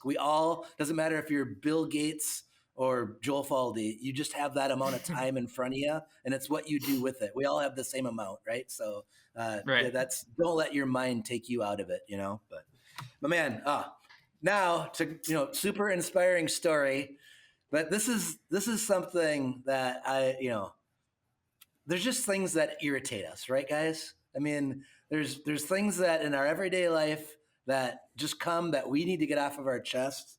And we were thinking about what's stuck in your chain. Is that what we're thinking about, the segment? What's caught in your chain? What's stuck in your chain? I don't know. We got to find something. I got something. Can I start with this? Let's go. Okay. This is what's stuck in my chain. This is what's caught in my chain. This is that barbed wire I picked up somewhere that's just annoying the hell out of me. Friends, don't let friends ride hard enduro, okay? And I'm about to tell you why. Because once your riding buddy starts riding hard enduro, every time you go riding, it's got to be fucking impossible, okay? Like, you can't just go ride groom tracks anymore. You can't just go have fun and be fast on a simple section. No, you got to go ride frozen effing dirt and mud and try to do impossible Harescramble loops going down north sides of icy hills for no damn reason whatsoever than that they think it's fun to do something goddamn impossible. And it just don't let your friends ride hard enduro. It's ruining my riding, buddy. I can't even enjoy it anymore. It just drives me nuts. We can't just go ride. It's gotta punish your bike, your body. If there's not something that either terrifies you or you feel is physically impossible, you can't do it. It sucks. All right. That's what's caught in my chain. That's the barbed wire. I need some side cutters to get out, and it's driving me fucking nuts. So I will play devil's advocate and say that this guy who you may or may not be talking about, that may or may not have known the conditions were going to be a layer of leaves, a layer of mud, and then straight ice. Yeah. After your one riding spot turns into complete dust and powder, one would maybe think that the woods shouldn't be that muddy or that icy. But unfortunately, there was a slight miscalculation, I would have to assume, if I knew said person. I'm going to let you behind the curtain, guys. Here's what happened. We were supposed to go riding Friday after work. We're going to go down to Highwater, our sand patch, right? It's March, so not a lot available to ride right now. So I was like thinking about Highwater Friday. All right, then what about the loop at Mom and Dad's? I said, oh, I'm up for anything, whatever. And I'm thinking, God dang it, like it's going to be tough, Logan goes out and brushes it. We go out, we get about a half lap in. I'm ready to quit. I'm just like, this is bullshit. Like, we couldn't even go up the one hill. He's the only one that could go up it. The one impossible part was a 4-wheeler trail that you somehow, like, gravity was against you going down it because it was just mud over ice. It was impossible. Every north spot of the hill was just solid ice. You couldn't walk up it by foot, and we're riding down it through trees and boulders and dirt bikes, right? I get a half lap in. Every log I go up to, I try to lift for. The back tire spins out. I got my freaking Chinko tire on. I need to have screws in it. I'm like, this is it. I'm done. We get on with the lap. The last like 2 little corners were thawed out. I'm like, fuck it. I'm just buying in and I'm just doing it. Come back and Logan's like, what do you think? I'm like, fuck it. I'm in. Whatever. Like, let's just go. Like, I can't lift when I want to. This is just impossible. Whatever. Let's just do it. I was just pissed off, but it ended up being pretty fun. Like, once you realize that you just couldn't do what you wanted to do and you just had to make do, it ended up being super fun. But I hated being challenged like that. It was so frustrating, just crashing for no reason or, oh, God damn it. But at the end, it was fun. And I just, I had to have a little bit of fun with you there, Logan. But it was at one point I was ready to just leave the bike till it got warmer and walk back to the truck. So because of this experience, I've now implemented a new rule with people who ride with me that we will be enforcing from now on, is that you are not absolutely allowed to quit after doing one lap on any of my Harescramble loops, because everybody that does them says they hate it. And then they do the second lap and they're like, oh, it's not too bad. It's a little better. And they do the third lap and it gets a little better. And then by the end of the night, everyone's having a blast. Right. So maybe the real moral of the story is that you just can't quit. And I'm a quitter. I'm full of quit. So that was a problem. I don't know. Maybe you could institute that anywhere but your house. Like your house, I'd say like you get a trophy if your bike still runs after a lap, because that's usually most of it. So if we're doing the hard enduro loop, I could be a little flexible on that rule, because it might be harder to just finish a lap without wrecking a bike. Exactly. Yes. I don't think I've ever made it through. I've never even done all the parts, and I can't even get through a lap without wrecking a radiator or something. We need like a vet loop. Retarded. Yes. We definitely smooth and flat ground. Yeah. No elevation. Yep. Right. Somewhere we can open up into second gear maybe or something. Yeah. Yeah. All right. We can work on that this year. All right, cool. All right. That's all I had. Sorry. Nathan, do you have anything caught in your chain? No, I was not prepared for a rant. I'm good. All right. Okay. Logan, anything? All right. This one's going to take it out of me because it's I can't handle it. Please be the UPS guy. That's all I want is just either it's UPS or FedEx. I know that's your sworn enemies. That's also been bad, but my wife's been worse this year than them. So I don't want to, we can't get too deep into that one. Okay. But I go up to the car wash with my van and my bike last weekend to get it washed because it was too cold outside. Yeah. And I get done washing it, load my bike up. I'm like, I'm right by the liquor store. Supercross is on. I'll grab a couple beers here for the race tonight. Yeah. And I walk in, and the checkout counter is right in front of the parking lot. So I go in, I grab my beer, I'm checking out, and the lady, I'm sure she's a great person, and I hope she doesn't hear this, but she's just a bad place, bad time. And what do you call that thing? Like, it's a Sprinter van. It is so huge. Yeah, I know. They're pretty big. What do you do with it? I put my bikes into it. Every person that sees a Sprinter van up close acts like they've never seen a Sprinter van in their life. They are everywhere. Amazon probably owns 5 million of them. Right, yeah. They come to your house every day to drop a package off. They come to your business every day to deliver packages. You see them on the road every day. It's like you drove people driving FedEx and people driving Amazon. It's like you drove the lunar module to the liquor stores, which is one of the biggest companies in the world owns so many of them that you see them every day. It is a standard car. It's a cargo van. There is nothing crazy about it. It's not like I pulled in with a 50-foot toter home and a 50-foot trailer hooked up to it. It's just a plain old cargo van that's a little bit bigger than a regular cargo van that you may or may not see. And you don't even have the biggest one. No. And I'm just like, these people act like they've never seen a freaking cargo van in their life. Everybody. I just don't get it. What is so fancy about a cargo van that just gets people blown away about them? Like the running joke that I used to have at my last job was the director of sales drove like a $70,000 Mercedes AMG of some sort. And I'm like, I guarantee you, I get more people asking me questions about my $40,000 cargo van than he does about his Mercedes. I was like, I don't want all this attention just for driving a van around. One of my dad's favorite quotes are, he's like, you gotta love these cities people. They got $80,000 Mercedes, think they're special. He's like, we got a $250,000 combine, I only sit at 10 days a year.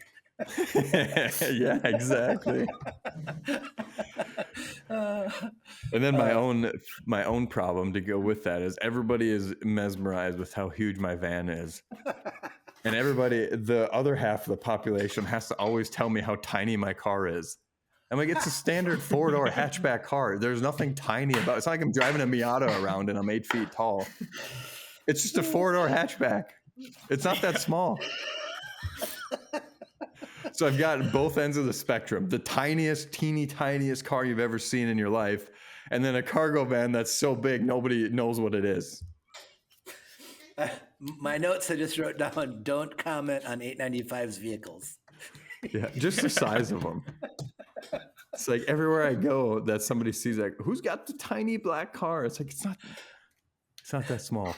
It's normal size car. It's not like you're driving like one of those smart cars or a Fiat or something. Yeah, exactly. Luke, do you get any comments on your mini truck?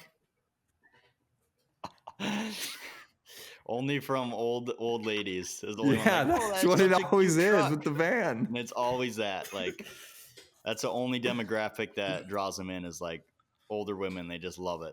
I love your truck. I think that thing is sweet. Oh man. It's a rough life out here driving weird shaped vehicles, apparently. Dang. You know what? I love your rants. The stuff that drives you crazy, it gives me joy for some reason. I don't know why. I love that bothers you. I know it shouldn't, and I should be nicer because the van is unique, but it's just like they're not uncommon at all. Yeah, no, that shouldn't bother you one bit, but I love that it does. That's what makes you, right? I just think that any other person would have had that conversation and forgot about it the second they went out that door. Yeah. But, it's probably from everybody asking you if you play basketball your whole life. That's probably where you get annoyed by these conversations. It's that same type of conversation, right? Like, oh, man. Yeah. Oh, God. I should just start saying that I have to have something that big because it's the only vehicle I can fit in. Just to mess with people, to leave them as confused as I leave the conversation. Just tell people that it's the only thing that'll fit your alligator or something. Just make up some completely crazy story. Like, all alligators, that's the only thing they'll fit in. Yeah. Can't get anything smaller, so the tails get wrapped up in the trucks and stuff. So want to go see him? I'll open the door and meet Larry. Oh God. Oh man. Okay. Well, we're hoping to have a little bit of a segment on Find the Line of what's caught in your chain. So maybe listeners got something caught in their chain. They wanna email in a rant or message in a rant. I'll have a little fun with it. We'll see. Mm-hmm. Couple quick things. I just hope it doesn't become a game show where people try to get their own segment on here by pissing me off. So that would be kind of fun too. If you just want to gaslight 895, I'm fine with that too. I'm fine. That's fine. I set myself up for that one. Yeah. I know Luke's probably got a triathlon to compete in or something, and Nate's probably got an indoor bicycle ride that he's trying to go to. So we're running a little bit longer here, but a couple things also. Just new here with the podcast, and Luke had just kind of put out we just had a little bit of a starter episode that we just put out on the Apple platform, and we're still working through some details. Eventually, we're going to be on all platforms and YouTube. But it's so funny and so thankful to be a part of the community that we're in because we didn't advertise it. It just kind of got out organically on the Nitro and Mud Show, and thanks to Colby and Cowboy and Ryan for having Logan and I on and letting us drop it on the podcast. So fun catching up with those guys. But just from that, had a bunch of people message in and so supportive of our podcast on Find the Line and the people that have found it on Apple. Thank you. Like we were talking before the show, just love that we're part of a community that they send those words of encouragement. And it means a lot. Like we want to elevate all racing and people like Nathan here that have just been such inspirations to everybody around them. This show's for people like that. And it was really, really nice to have people reach out and just words of encouragement are always so grateful for. Thank you, everybody. And especially to Todd at US Hillclimbing. We've been having lots of dialogue back and forth. And he had some things to say. And he was saying that we were talking just a little bit about, how we need to get better on all the formats of making it easy for people to sign up because like with Rockwell, it's so hard for people to find it. And he's like, yeah, I get people messaging me all the time and he'll just have to send them Don's personal information to get through. But Todd at US Hillclimbing has been pushing hill climbing higher and higher. And we absolutely love him and just awesome to be part of this family, this community. So excited for the future here to talk with you guys and more interesting guests. But thanks for all the messages. It was just awesome to hear from people.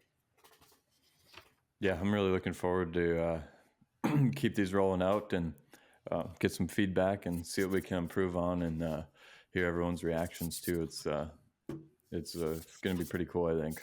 Yeah, can't wait. Well, Nathan, thanks, bud. Is there anything? Did we miss anything? Did we miss anything I know that there's a lot more, but anything major that you wanted to go over? Nah, I think we covered it all pretty much. All right. Did you want to call out Alligator Arms manager at all on this podcast, just to kind of keep him in check, or do you want to leave that be? I don't want him to think about me at all because I owe him money. So. We'll sweep that one under the rug. Okay, got it. Okay, all right. But no, I appreciate you, Nathan, and man, so fun hearing all your stories. And we hope to have you on again here in the near future and kind of hear how your season's going. Yeah, I hope to ride with you guys soon. Cannot wait to see what the 9.4s got up for the tricks this summer. We want to have you back, but dude, just keep doing what you're doing, keep being you, and can't wait to talk to you next time. Yeah, thanks for coming on. It was a good time talking about all the stuff, and I'm really looking forward to lining up on the front line in the near future. Woo! Heck yeah.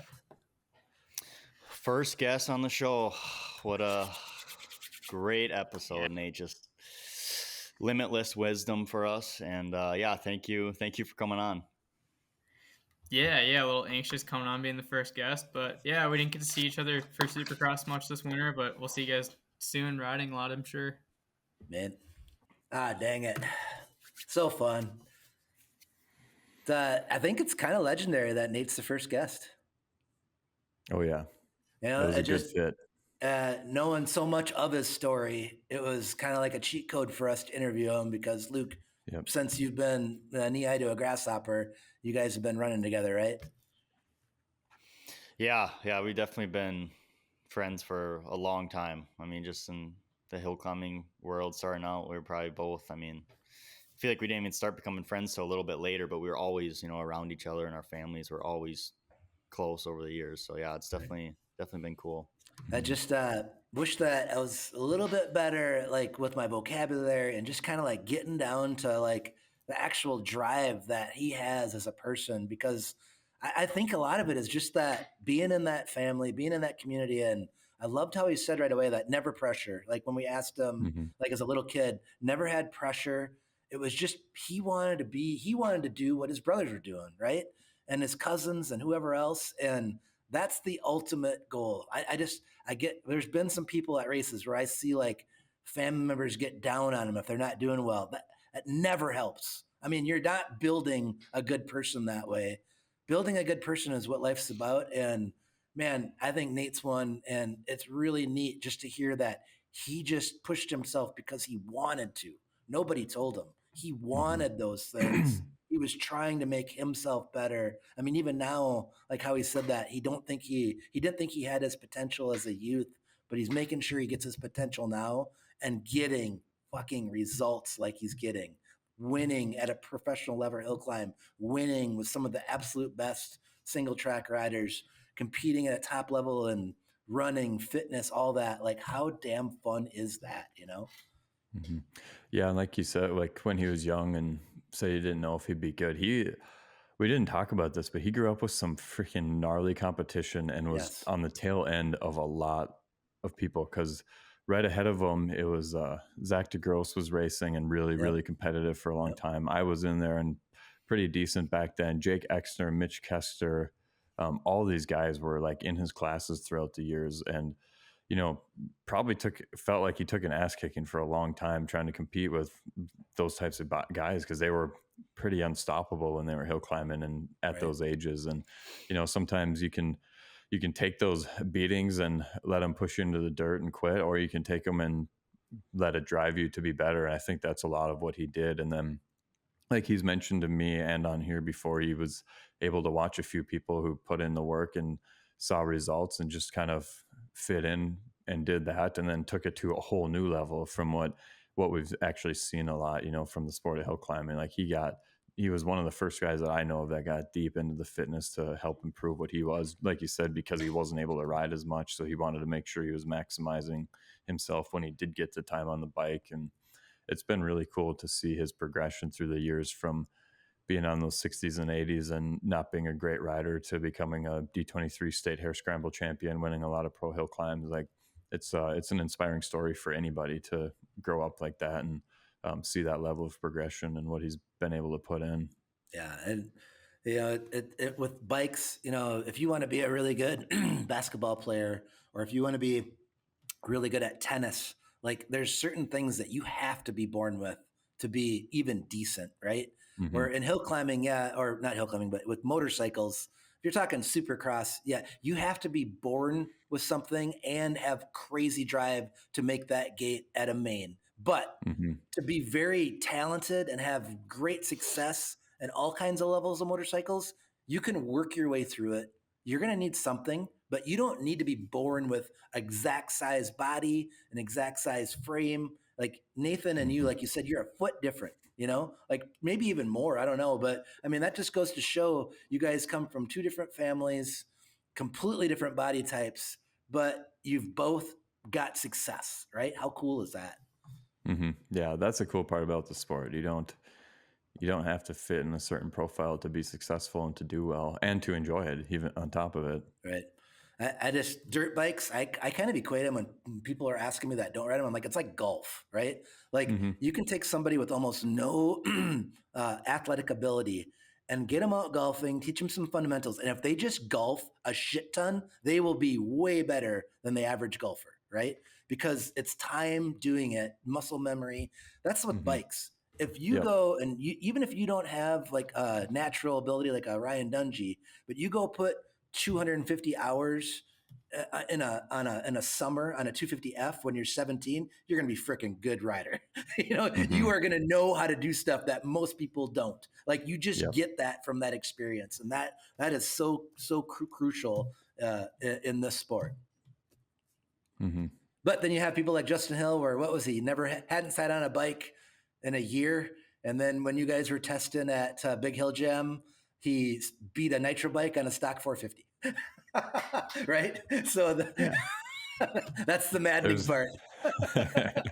Yeah, there's our level of talent, and then there's people with talent and work like the Hills, and it's like us here, and then they're like, yes. But the cool thing is we can all have fun, we can all enjoy it, and like we know with guys like that, we can all hang out, have a beer, and enjoy each other's company while talking dirt bikes. Yeah, no. Damn it, Nathan's so damn fun. That was just a fun story. Yeah, it was cool. I'm glad we had him on early like this, and didn't have too many kinks to work out. I feel like he really did have something stuck in his chain. He just was too embarrassed to say it. You know that there's something that's really bothering him right now, but he just didn't want to say it, right? He's probably nervous when he mentioned Dean. If he said what was caught in his chain and Dean found out, Dean's going to find a way to make it 10 times worse at any cost. So he might have been saving himself. Yeah, he did save himself there. Yeah. All right. Well, next up, Carnegie. Yeah. Just a few short days until we get a long drive. Yep. Well, Mitt, you in, Luke? You want to go? I think I'm going to sit out that. Damn it. That this time on all that. Right. Okay. All right. Well, good times, man. You guys got anything else? I'm good to go. Yeah. Can't wait till the next episode. Thanks everybody for listening. Find your line. Luke, man, thanks for making this a reality, dude. Not possible without you. Logan, can't wait to get way too much time with you. We will be completely sick of each other next episode. Yep, sounds Agreed. good. Mama told me one day I'ma grow up big and I'ma be a king. And my papa told me it's okay to sit where shit hurts. Don't forget your dreams, cause they'll get you through this so-called life.